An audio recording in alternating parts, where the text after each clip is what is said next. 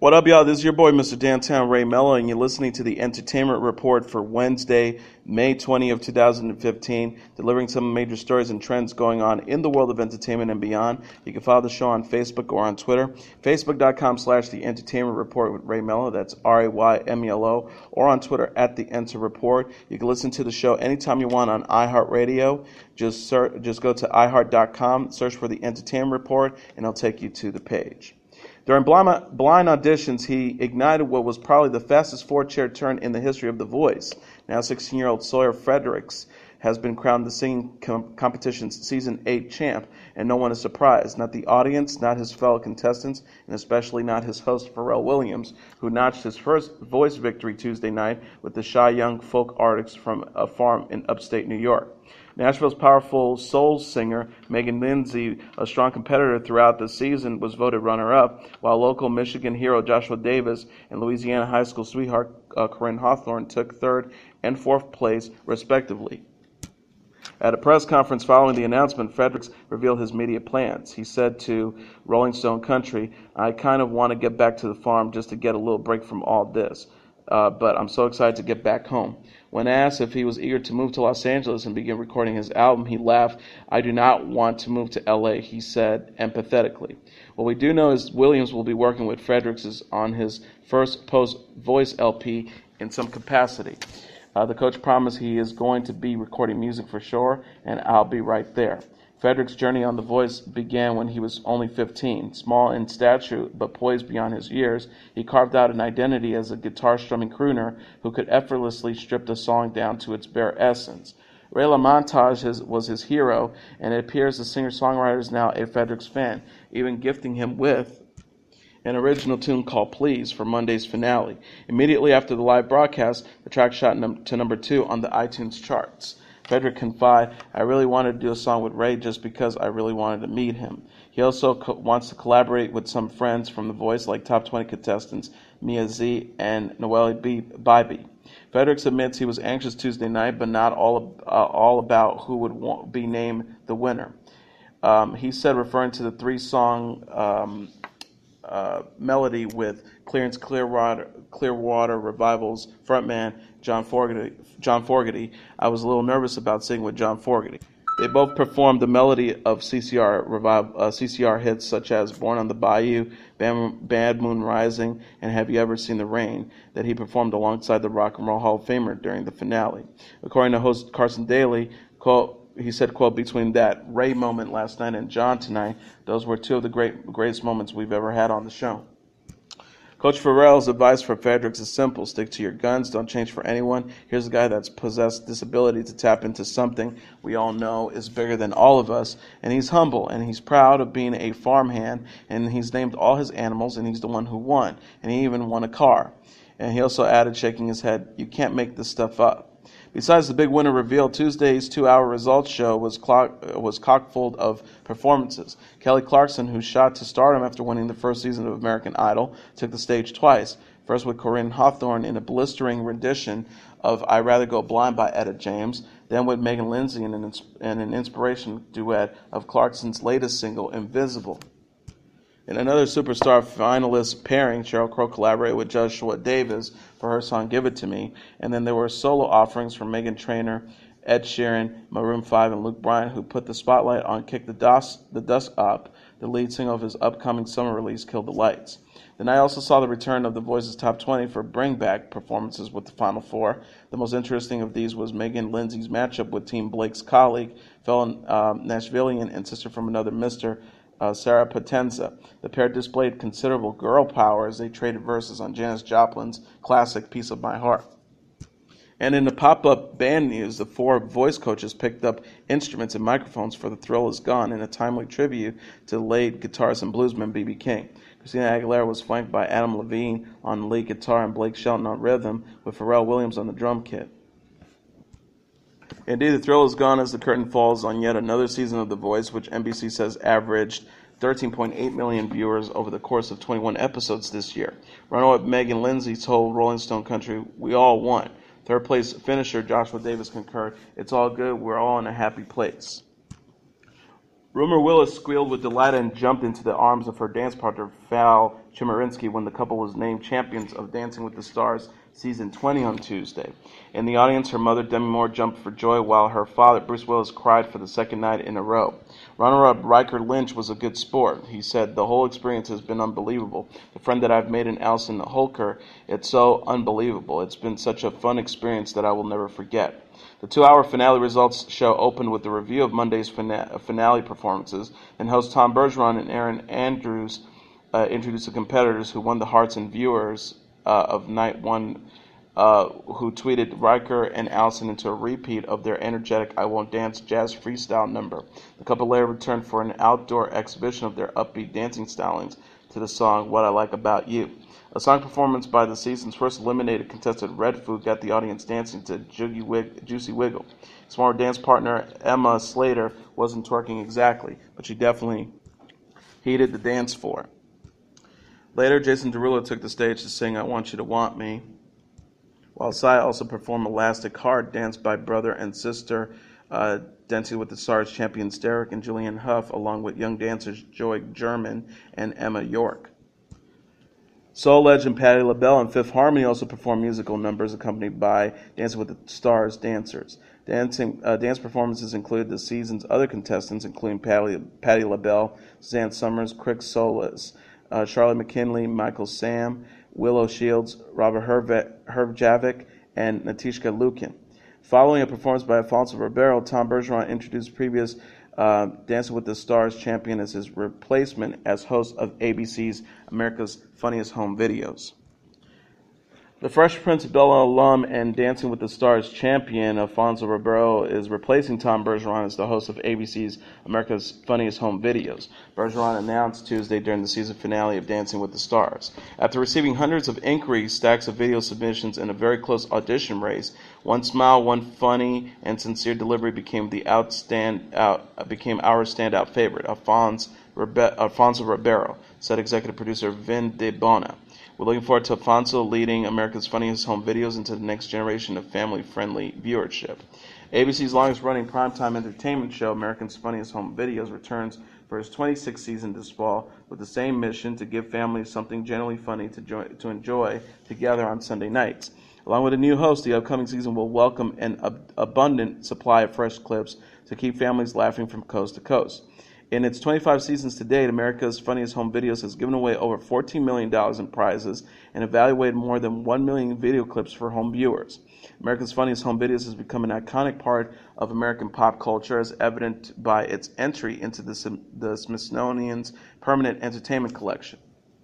And today, America's Funniest Home Videos is seen in 193 territories around the world, spreading American humor and clumsiness across the globe. All season long, The Flash has haunted and teased Barry Allen with the death of his mother and ultimately the potential to save her. In the season finale of the CW freshman drama, he finally got the chance to do just that. But the DC superhero known as The Flash, played by Grant Gustin, made a surprising decision in the final moments of the show, choosing to let his mother be killed by Reverse Flash, played by Harrison Wells, who finally revealed the reason for the murder. He wanted to traumatize the kid who would grow up to be his ultimate nemesis in the future. The episode was also capped with the death that seemed almost inevitable in retrospect. Eddie Thawne finally got the girl and got to be a hero, but it cost him his life. Knowing he's the direct bloodline that would lead to Eobard Thawne in the future, he allowed a mortal wound to take its course, knowing his death would ensure the supervillain's destruction as well. Before his death, he and Iris West, played by Candace Patton, also reaffirmed their love and decision to be together, despite the revelation that she ends up being Iris West Allen in the future. Screw the future, they said. Despite Barry's decision to leave the past and present as is, it all did not end well in Central City. Barry's sprint through the particular celebrator could cause a singularity. It was theorized and, as it turns out, foreshadowed earlier in the episode. The Flash raced off to attempt to stop the black hole from sucking up Central City and reality as they know it, and the final moments also teased the, quote, The Legends of Tomorrow spin-off series, which with brief glimpse of Wentworth Miller as Captain Cold and Sierra Renee as Kendra Saunders, who will transform into the DC superhero Hawkgirl on the mid-season team-up drama, looking up at their impending doom. Just 3 days after staging an exclusive Jay-Z B-Sides concert for subscribers, Tidal has come up with a new way to work users into a frenzy: free concert tickets. Jay-Z's struggling music streaming service sent out an email blast Tuesday telling Tidal users they were eligible for tickets to the Budweiser Made in America Festival, gratuitous. The email read, "To celebrate the 4th anniversary of the Made in America Festival in Philadelphia, Tidal is excited to offer a pair of free tickets to the first 500 subscribers to take this offer." Fans quickly answered the call and began tweeting about their good fortune. One subscriber tweeted, "OMG, I've got the free tickets. I'm going to hashtag Made in America. Thank you. At Tidal High Five." Another tweet wrote, "4th annual Made in America. Here I come. Thanks at Tidal High Five." The massive music festival, which was launched by Jay-Z in 2012, will be held on Labor Day weekend, September 5th to 6th. The official announcement that the festival will be returning was made Tuesday evening on Tidal. The streaming service is also offering 2-for-1 early bird 2-day passes to new subscribers. Though the lineup has not yet been announced, past performers have included Beyonce, Kings of Leon, Pearl Jam, 9 Inch Nails, Pharrell Williams, and EDM artist Teslio. Last year, the festival kicked off a West Coast version in downtown Los Angeles. Tidal's free ticket ploy follows another marketing coup on Monday when Beyonce and Nicki Minaj dropped the surprise music video for Feeling Myself exclusively on the service. The single, a collaboration from Minaj's 2014 album The Pink Print, set social media trends on Facebook and Twitter shortly after it was released on the app. Tidal launched last year and was bought by Jay-Z in January for a reported $56 million. He relaunched the app on March 30th. Tidal is seen as a rival to Spotify, though it doesn't have a free ad-supported version. Standard definition streaming starts at $9.99 a month, and a high-definition audio version was going for $19.99. However, when a rap staffer downloaded the mobile app and signed up for the service on Tuesday afternoon, the rates were $12.99 and $24.99. In recent months, the music service has suffered its share of rough patches, including the departure of CEO Andy Chen and layoffs. But on Saturday night, Jay-Z delivered on his promise, offering special content to Tidal subscribers by performing 2 decades of his hits at a special B-Sides concert that streamed live on the service. Buzzy films usually generate the heat at the Cannes Film Festival, but on Tuesdays, festival goers and users were boiling over on social media over a strictly enforced dress code policy, one requiring women attending gala screenings at the Grand Palais to wear high heels. At Sunday night's showing of festival sensation Carol, some women were turned away for wearing flats on the red carpet, according to a report in Screen International and a first-hand account from Asif Kapadia, the director of the Amy Winehouse documentary, Amy. Festival director Theorymo denied that there was any dress code on the red carpet, tweeting, quote, "The rumor that the festival required high heels for women on the steps is unfounded. Twitter wasn't really having it. The revolt saw women and men half outraged and half amused." Wendy Mitchell, the former editor-in-chief of Screen International and current film program manager of the British Film Council, tweeted, Emily Blunt wore heels, but as a feminist film lover myself, I wore flats to the Palisade tonight. #Cons 2015, #Flatgate. Others tweeted, women should boycott, #Cons next year, heels mandate is offensive. At a press conference for the drug cartel movie Sicario, star Emily Blunt addressed the policy. "I think everyone should wear flats. To be honest, we shouldn't wear high heels anymore." Rumors spread that her director, Denis Villeneuve, and co-star Josh Brolin and Benicio del Toro would hit the Palisades carpet in high heels to support her. Blunt's at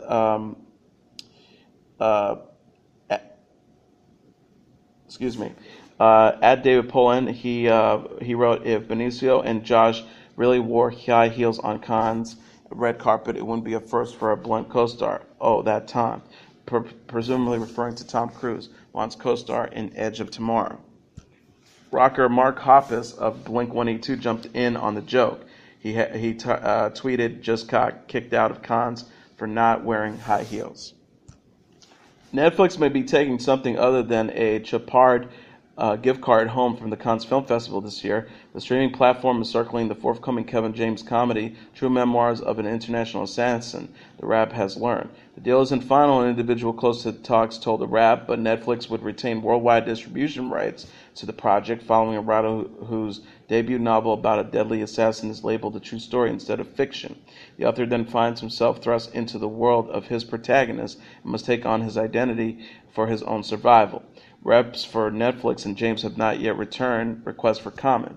The pairing of Netflix and James isn't out of left field given the platform's four-picture deal with Adam Sandler, who produced the same type cross-generational everyman comedy.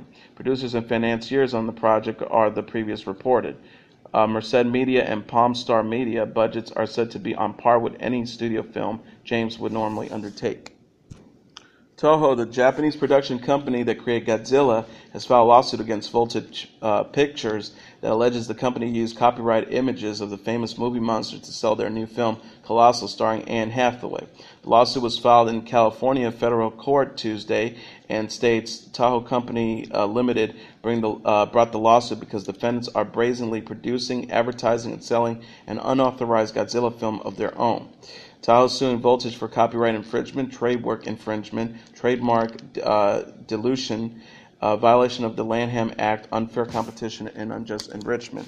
According to the legal documents, Voltage circulated an email to potential investors at the Cannes Film Festival describing the plot of the film with the phrase, "Tokyo is under attack by Godzilla and a giant robot." One of the images accompanying the description was taken directly from the 2014 Godzilla reboot.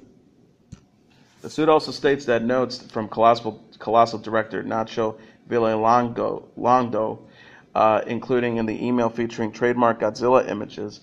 The documents go on to cite a 2014 interview included with the notes in which Villalondo said, "Colossal is going to be the cheapest Godzilla movie ever, I promise." Toho is informed and believes and based thereon alleges that defendants have knowingly used the Godzilla character to attract interest and attention in their Colossal project so that it would stand out in a crowd field of competitors on the film sales circuits, the complaint states. Oscar and Grammy winner Jamie Foxx channeled other famous entertainers while playing Wheel of Musical Impressions with Jimmy Fallon on Tuesday's Tonight Show. Foxx started things off with a strong, spot-on impression of Mick Jagger singing Hakuna Matata. Fallon came right back and did Barry Gibb singing the Barney song, "I Love You, You Love Me." Foxx was up next, this time doing John Legend singing the Toys R Us jingle. Foxx said of Legend, he doesn't never get excited. Fallon's next impression was easily his best as he sang the America's Funniest Home Videos theme song in the style of Bruce Springsteen. Maybe Alfonso Ribeiro will have Fallon sing the theme song when he takes over hosting the long-running comedy clip show. But Foxx came right back with a dead-on impression of Jennifer Hudson singing On Top of Spaghetti. The song has never sounded more soulful. Wednesday night marks David Letterman's final episode as host of The Late Show, and while tributes are sure to pour in over the coming days and weeks, a number of late-night personalities have already paid homage on various platforms. Jimmy Fallon was the latest to salute the late-night veteran. Fallon said to his viewers, "I want to take a minute to talk about David Letterman, who I'm sure everyone here knows will be retiring after 33 years of innovation, fun, and just plain weirdness, but mostly fun." Fallon went on to recall his 8th grade teacher's prediction in his school yearbook that he would place Letterman on late night, which indirectly he did. Despite the good times, he said he isn't sure how to describe Letterman. Fallon said, "I think he taught us how to do something smart and stupid for comedy. I'll always remember that." With The Daily Show off this week, host Jon Stewart took time last Thursday to honor Letterman in a sentiment voiced by several other comedians. Stewart named Letterman an influential idol. He said that he was, for me, and I think many of comics of my generation, an incredible epiphany on how a talk show or how entertainment or how television, for God's sakes, the man could put a camera on a monkey. It seems so simple now, but back then it was mind-blowing. He credits Letterman with being able to innovate while maintaining longevity, something Stewart acknowledges he was unable to do with the Jon Stewart Show. But Letterman advised him at the time, do not confuse cancellation with failure, Stewart said. Stewart then showed a clip of Letterman's appearance on the final episode of the Jon Stewart Show for the night's moment of zen. When Letterman's retirement was announced, Stephen Colbert remembered watching the show in his college days. He said, "Late night debuted my first year in college. I learned more from Dave than I did going to my classes, especially the ones I did not go to because I stayed up at 1:30 watching Dave." Set to take over late night as the new host starting September 8th, Colbert later made a joke at his own expense, saying, "I do not envy whoever they try to put in that chair." Conan O'Brien penned a letter in early May in Entertainment Weekly raining praise on the man he refers to as a comedic revolution.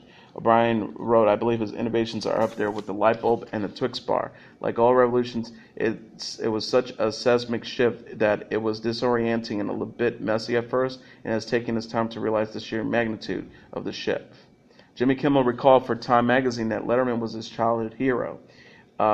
He said, "Every school night I watched with a kind of simmering fervor described the newspaper profiles of teens who run away from home to fight for ISIS. First period started at 7:35 a.m., but Dave was more important than sleep." The final episode of The Late Show with David Letterman airs tonight on CBS. Last night, Bill Murray, the longtime friend of The Late Show, popped out of a cake to say goodbye to Dave on Tuesday night, coating him with eggs, sugar, flour, and whatever icing is made of in the process. He then spent the next few segments trying to convince his pal to stay in the game. Murray stated, "I can't lean on you as a friend. I can't put any pressure on you as a friend. I don't want to be the person to say, that you have to do this. I just think that the people have to speak." He continued, "I don't think my place is here trying to crowbar you into staying for another 30 years. I don't think I should do that. I think this is really something that is up to the American people to do, and I'm just going to be one person to try to organize this, if you excuse me." With that, Murray left the studio and took to the street, recruiting others to help him chant, "All we're saying is more worldwide pants." Unfortunately, not many of the New Yorkers bothered to pay attention to the details of the cheer from the cake-clad comic.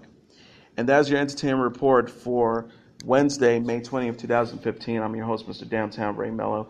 I'll be back tomorrow to deliver some of the major stories and trends going on in the world of entertainment and beyond. You can follow the show on Facebook or on Twitter, facebook.com/The Entertainment Report with Ray Melo. It's RAYMELO. Or on Twitter at The Enter Report. You can listen to this episode or any previous episodes of The Entertainment Report anytime you want on iHeartRadio. Just go to iHeart.com, search for The Entertainment Report, and it'll take you to that page. Have a great day, everybody. I'll see you again tomorrow. Bye.